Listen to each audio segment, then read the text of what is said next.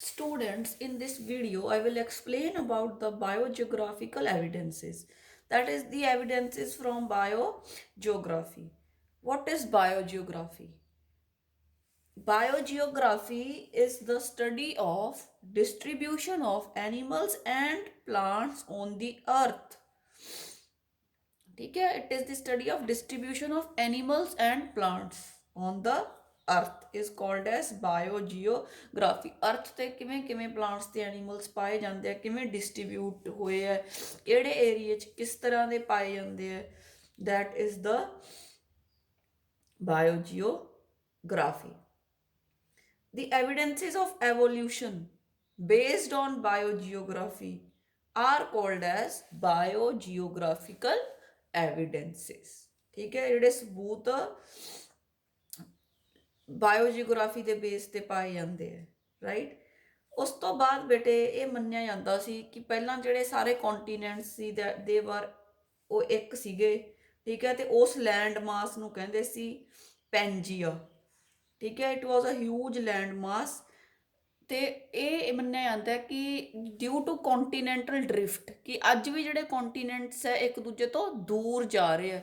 ਉਸ ਟਾਈਮ ਵੀ ਜਿਵੇਂ ਆਏ ਮੰਨਿਆ ਜਾਂਦਾ ਹੈ ਕਿ ਜਿਹੜਾ ਜਿਹੜਾ ਲੈਂਡ ਮਾਸ ਸੀ ਉਹ ਇੱਕ ਸੀ। ਆ 1 2 3 4 ਆ 5 ਕੌਂਟੀਨੈਂਟਸ ਹੈ ਜਿਹੜੇ ਅੱਜ ਦੇ ਕੌਂਟੀਨੈਂਟਸ ਹੈ, ਪਹਿਲਾਂ ਇੱਕ ਦੂਸਰੇ ਨਾਲ ਜੁੜੇ ਸੀ। ਆ ਦੇਖੋ ਆਸਟ੍ਰੇਲੀਆ, ਠੀਕ ਹੈ, ਤਾਂ ਇਸ ਤਰ੍ਹਾਂ ਆ ਏਸ਼ੀਆ ਦਾ ਸਾਰਾ ਪਾਰਟ ਹੈ। ਤੇ ਹੌਲੀ ਹੌਲੀ ਕੀ ਹੋਇਆ, ਡਿਊ ਟੂ ਕੌਂਟੀਨੈਂਟਲ ਡਰਿਫਟ ਆ ਸਾਰੇ ਜਿਹੜੇ ਕੌਂਟੀਨੈਂਟਸ ਹੈ ਇੱਕ ਦੂਸਰੇ ਤੋਂ ਦੂਰ ਹੋ ਗਏ।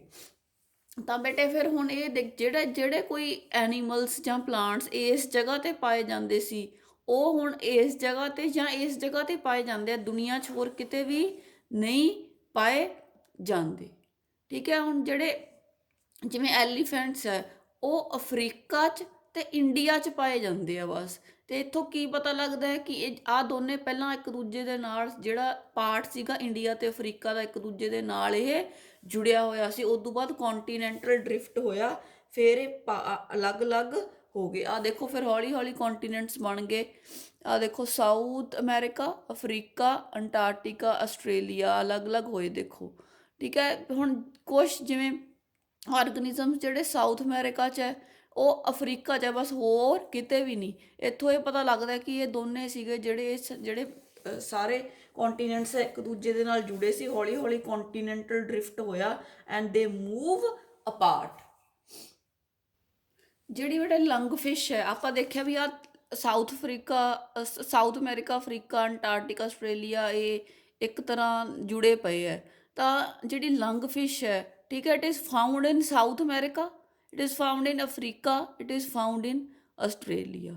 ਜਿਹੜਾ ਉੱਪਰ ਏਸ਼ੀਆ ਸਾਰਾ ਹੈ ਨਾ ਤੇ ਨਾਰਥ ਅਮਰੀਕਾ ਇਹ ਇਹਦੇ ਤੋਂ ਜਲਦੀ ਵੱਖ ਹੋ ਗਿਆ। ਆ ਸਾਰੇ ਇੱਕ ਦੂਜੇ ਦੇ ਨਾਲ ਜੁੜੇ ਹੈ ਹਨਾ। ਤਾਂ ਇੱਥੇ ਜਿਹੜੇ ਆਰਗਨਿਜ਼ਮ ਸੀ ਉਹ ਇੱਕੋ ਜਿਹੇ ਪਾਏ ਜਾਂਦੇ ਸੀ, ਹੌਲੀ ਹੌਲੀ ਇਹ ਅਲੱਗ ਹੋ ਗਏ ਤੇ ਉਹ ਆਰਗਨਿਜ਼ਮ ਸੀ ਜਿਹੜੇ ਉਹ ਅਲੱਗ-ਅਲੱਗ ਕੌਂਟੀਨੈਂਟਸ ਦੇ ਵਿੱਚ ਚਲੇ ਗਏ।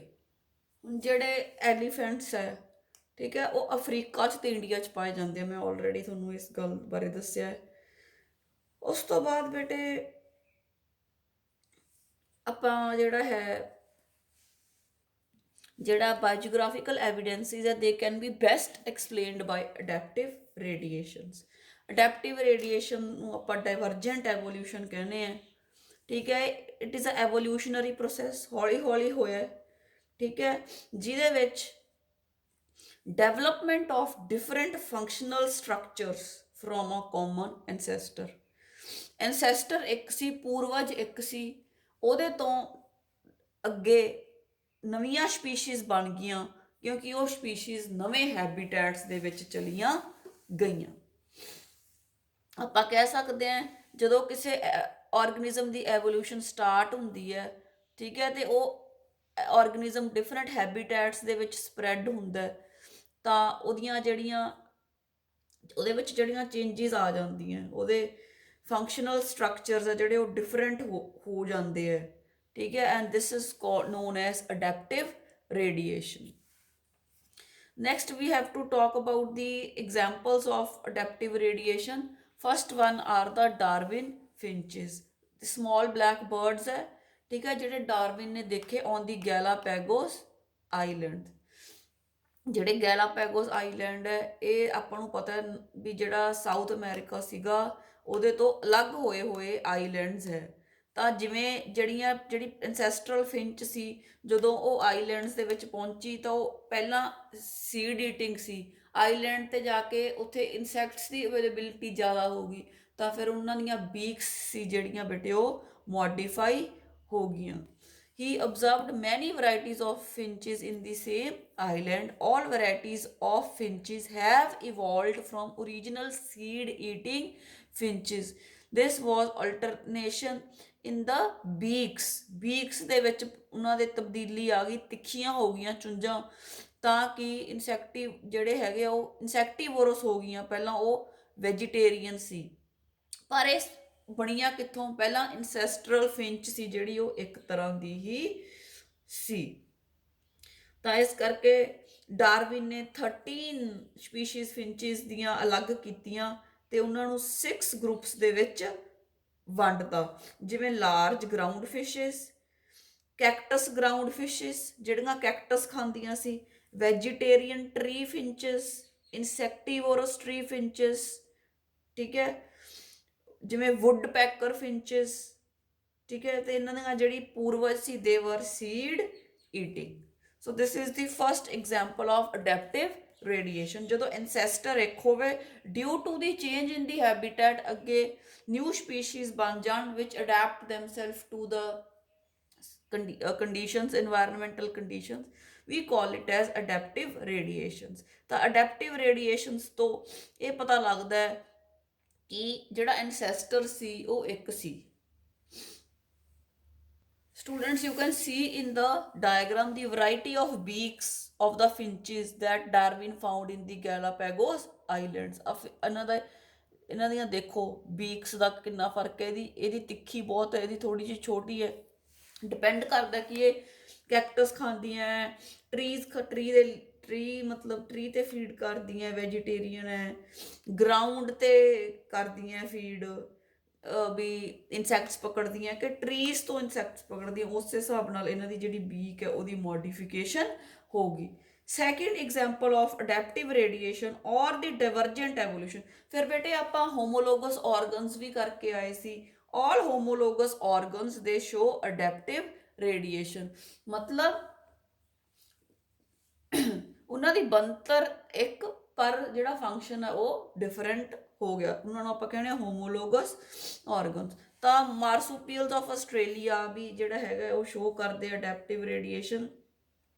But Darwin explained that adaptive radiation gave rise to a variety of marsupials।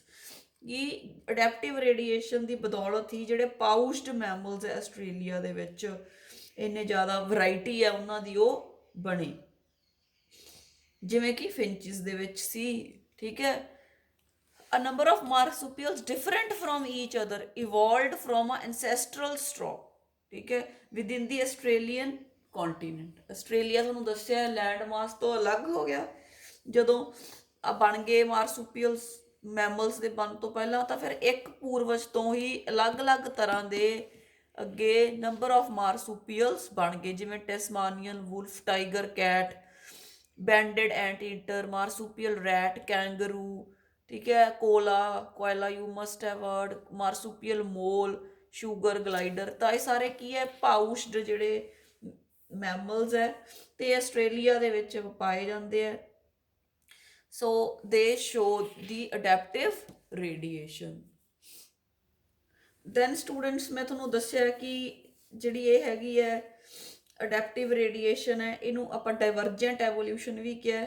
ਫਿਰ ਬੇਟੇ ਆਪਾਂ ਕਿਹਾ ਸੀਗਾ ਕਿ ਜਿਹੜੇ ਐਨਾਲੋਗਸ ਆਰਗਨਸ ਹੁੰਦੇ ਹੈ, ਠੀਕ ਹੈ, ਉਹਨਾਂ ਦੀ ਬਣਤਰ ਡਿਫਰੈਂਟ ਪਰ ਕੰਮ ਸੇਮ ਹੁੰਦਾ, ਦੇ ਸ਼ੋ ਕਨਵਰਜੈਂਟ ਐਵੋਲਿਊਸ਼ਨ, ਠੀਕ ਹੈ, ਜਾਂ ਉਹਨੂੰ ਅਡੈਪਟਿਵ ਕਨਵਰਜੈਂਸ ਕਹਿੰਦੇ ਆ ਜਾਂ ਕਨਵਰਜੈਂਟ ਐਵੋਲਿਊਸ਼ਨ। ਆਪਾਂ ਡਾਇਵਰਜੈਂਟ ਐਵੋਲਿਊਸ਼ਨ ਕੀਤੀ ਕਿ ਇੱਕ ਐਂਸੈਸਟਰ ਤੋਂ ਨਵੇਂ ਸਪੀਸ਼ੀਜ਼ ਬਣਨੀਆਂ।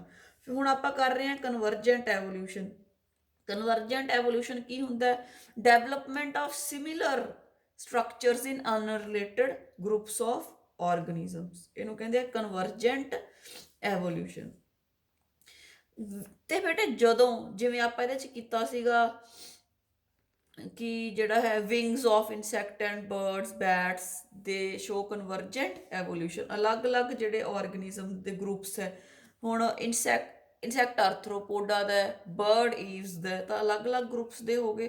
ਬੈਟ ਮੈਮਲਸ ਚ ਆਉਂਦਾ, ਤਾਂ ਇਹ ਅਲੱਗ-ਅਲੱਗ ਹੋ ਗਏ, ਪਰ ਇਹਨਾਂ ਨੇ ਸਿਮਿਲਰ ਕਰੈਕਟਰ ਜਿਹੜੇ ਸੀਗੇ, ਫੰਕਸ਼ਨਲ ਸਟਰਕਚਰਸ ਸ਼ੋ ਕਰਤੇ, ਤਾਂ ਆਪਾਂ ਨੂੰ ਕਿਹਾ convergent evolution. All the analogous organs they show convergent evolution. ਬੇਟੇ ਇੱਕ ਹੋਰ ਜਿਹੜਾ ਕਨਸੈਪਟ ਮੈਂ ਦੱਸਣਾ ਇੱਥੇ, that is the parallel evolution. ਜਦੋਂ ਬੇਟੇ convergent evolution closely related species ਦੇ ਵਿੱਚ ਹੋ ਜੇ, it is called parallel evolution. When convergent evolution is found in closely related species, ਜਿਵੇਂ ਕਿ development of running habit in deer and horse. ਜਿਹੜਾ ਟੈਸਮਾਨੀਅਨ wolf ਹੈ ਉਹ ਮਾਰਸੂਪੀਅਲ ਹੈ, ਜਿਹੜਾ ਵੁਲਫ ਹੈ ਉਹ ਪਲੇਸੈਂਟਲ ਮੈਮਲ ਹੈ। ਦਿਸ ਸ਼ੋਜ਼ ਪੈਰਲਲਿਜ਼ਮ। ਤਾਂ ਆਪਾਂ ਕਵਾਂਗੇ ਪੈਰਲਲ ਐਵੋਲਿਊਸ਼ਨ ਕੀ ਹੈ? independent development of similar characters in two animal groups of common ancestry living in the same habitats of different continents. ਕਿ ਉਹ ਸਪੀਸ਼ੀਜ਼ ਕਲੋਜ਼ਲੀ ਰਿਲੇਟਡ ਤਾਂ ਹੈ, ਉਹਨਾਂ ਦਾ ਐਨਸੈਸਟਰ ਵੀ ਕਾਮਨ ਸੀ, ਪਰ ਹੁਣ ਉਹ ਅਲੱਗ-ਅਲੱਗ ਕੌਂਟੀਨੈਂਟਸ ਦੇ ਵਿੱਚ ਰਹਿਣ ਕਰਕੇ ਇੱਕ ਦੂਸਰੇ ਤੋਂ ਉਹ ਡਿਫਰੈਂਟ ਜਿਹੜਾ ਹੈ ਆਪਾਂ ਕਹਿ ਸਕਦੇ ਹਾਂ ਕਰੈਕਟਰਸ ਥੋੜੇ ਬਹੁਤੇ ਸ਼ੋ ਕਰਦੇ ਆ। ਜਿਵੇਂ ਮਾਰਸੂਪੀਅਲ ਮੈਮਲਸ ਇਨ ਆਸਟ੍ਰੇਲੀਆ ਦੇ ਸ਼ੋ ਪੈਰਲਲ ਐਵੋਲਿਊਸ਼ਨ ਐਜ਼ ਦੇ ਇਵੋਲਵਡ from ਪਲੇਸੈਂਟਲ mammals. All these closely resemble and look similar to the corresponding marsupial. ਕਹਿੰਦਾ ਵੀ ਜਦੋਂ ਕੋਈ ਆਰਗੇਨਿਜ਼ਮਸ ਅਲੱਗ-ਅਲੱਗ ਕੌਂਟੀਨੈਂਟ 'ਚ ਹੈ, ਕੋਈ ਜਾਨਵਰ ਹੈ ਉਹ ਅਲੱਗ-ਅਲੱਗ ਕੌਂਟੀਨੈਂਟ 'ਚ ਹੈ, ਉਹਨਾਂ ਦਾ ਐਨਸੈਸਟਰ ਸੇਮ ਹੈ, ਅਲੱਗ-ਅਲੱਗ ਕੌਂਟੀਨੈਂਟ ਹੋਣ ਦੇ ਬਾਵਜੂਦ ਵੀ ਉਹ ਇੱਕੋ ਜਿਹੇ ਹੋ ਜਾਣ, ਇਹਨੂੰ ਕਹਿੰਦੇ ਆ ਪੈਰਲਲ ਐਵੋਲਿਊਸ਼ਨ। ਠੀਕ ਹੈ, ਆਪਾਂ ਜਿਹੜੀਆਂ ਆਪਾਂ ਅਡੈਪਟਿਵ ਰੇਡੀਏਸ਼ਨ 'ਚ ਕਿਹਾ ਕਿ ਜਦੋਂ ਅਲੱਗ-ਅਲੱਗ ਜਗ੍ਹਾ ਤੇ ਹੋ ਗਏ ਤਾਂ ਉਹਨਾਂ ਦੀਆਂ ਹੈਬਿਟਸ ਬਦਲ ਗਈਆਂ, ਤੇ ਠੀਕ ਹੈ, ਤਾਂ ਇਸ ਕਰਕੇ ਉਹ ਨਵੀਆਂ ਸਪੀਸ਼ੀਜ਼ ਬਣ ਗਈਆਂ। ਪਰ ਪੈਰਲਲ ਐਵੋਲਿਊਸ਼ਨ 'ਚ ਕੀ ਹੈ ਕਿ ਕਨਵਰਜੈਂਟ ਐਵੋਲਿਊਸ਼ਨ ਹੁੰਦੀ ਹੈ, ਠੀਕ ਹੈ, ਡਾਇਵਰਜੈਂਟ ਨਹੀਂ ਹੁੰਦੀ, ਕਨਵਰਜੈਂਟ ਹੁੰਦੀ ਹੈ। ਜਦੋਂ ਕੋਈ ਐਨੀਮਲਸ ਜਿਹੜੇ ਹੈ ਗਰੁੱਪਸ ਹੈ, ਉਹਨਾਂ ਦੀ ਜਿਹੜੀ ਕਾਮਨ ਐਨਸੈਸਟਰੀ ਹੈ ਤੇ ਅਲੱਗ-ਅਲੱਗ ਕੌਂਟੀਨੈਂਟਸ 'ਚ ਰਹਿ ਰਹੇ ਹੈ, ਫਿਰ ਵੀ ਉਹ ਇੱਕ ਦੂਜੇ ਦੇ ਵਰਗੇ ਹੈ, it is called as parallel evolution. ਤਾਂ ਆਪਾਂ ਦੇਖ ਸਕਦੇ ਹਾਂ, ਮੈਂ ਇੱਕ ਡਾਇਗਰਾਮ ਦਿਖਾ ਰਹੀ ਹਾਂ, ਆ ਤੁਸੀਂ ਦੇਖ ਸਕਦੇ ਹੋ, ਇੱਧਰ ਪਲੇਸੈਂਟਲ ਮੈਮਲਸ ਹੈ ਜਿਨ੍ਹਾਂ ਦੇ ਵਿੱਚ ਪਲੇਸੈਂਟਾ ਬਣਦਾ ਹੈ, ਆ ਆਸਟ੍ਰੇਲੀਅਨ ਮਾਰਸੂਪੀਅਲਸ ਹੈ। ਹੁਣ ਆ ਆਸਟ੍ਰੇਲੀਆ 'ਚ ਪਾਏ ਜਾਂਦੇ ਆ, ਹੋਰ ਜਗ੍ਹਾ ਤੇ ਪਾਏ ਜਾਂਦੇ ਆ, ਪਰ ਇਹਨਾਂ ਦੀ ਸਿਮਿਲੈਰਿਟੀ ਥੋੜ੍ਹੀ ਬਹੁਤੀ ਹੈ। ਜਿਵੇਂ ਕਿ ਆ ਵੁਲਫ ਹੈ, ਆ ਟੈਸਮਾਨੀਅਨ ਵੁਲਫ ਹੈ, ਇਹ ਰਲਦੇ ਆ ਆਲਮੋਸਟ, ਪਰ ਇਹ ਅਲੱਗ-ਅਲੱਗ ਕੌਂਟੀਨੈਂਟਸ ਦੇ ਵਿੱਚ ਰਹਿ ਰਹੇ ਹੈ। ਮੋਲ ਹੈ, ਆ ਮਾਰਸੂਪੀਅਲ ਮੋਲ ਹੈ, ਰਾਈਟ, ਆ ਮਾਊਸ ਹੈ, ਆ ਮਾਰਸੂਪੀਅਲ ਮਾਊਸ ਹੈ, ਲਿਊਮਰ ਹੈ, ਸਪੋਟਡ ਕਸਕਸ ਹੈ, ਫਲਾਈਂਗ ਸਕੁਇਰਲ ਹੈ, ਆ ਫਲਾਈਂਗ ਫਲੈਂਜਰ ਹੈ। ਠੀਕ ਹੈ, ਇਹ ਮਤਲਬ ਆ ਅਲੱਗ ਕੌਂਟੀਨੈਂਟਸ 'ਚ ਰਹਿੰਦੇ ਆ ਅਲੱਗ, ਪਰ ਸਟਿਲ ਇਹ ਇੱਕ ਦੂਜੇ ਦੇ ਨਾਲ ਸੇਮ ਚੀਜ਼ਾਂ ਸ਼ੋ ਕਰਦੇ ਹੈ। So they show convergent evolution of Australian marsupials and placental members. ਇਹ ਜਿਹੜੀ ਸਪੈਸ਼ਲ ਟਾਈਪ ਦੀ ਕਨਵਰਜੈਂਟ ਐਵੋਲਿਊਸ਼ਨ ਹੈ, ਜਿਹੜੀ ਕਲੋਜ਼ਲੀ ਰਿਲੇਟਡ ਸਪੀਸ਼ੀਜ਼ ਦੇ ਵਿੱਚ ਹੋ ਜਾਂਦੀ ਹੈ, ਉਹਨੂੰ ਆਪਾਂ ਕਹਿੰਦੇ ਆ ਪੈਰਲਲ ਐਵੋਲਿਊਸ਼ਨ।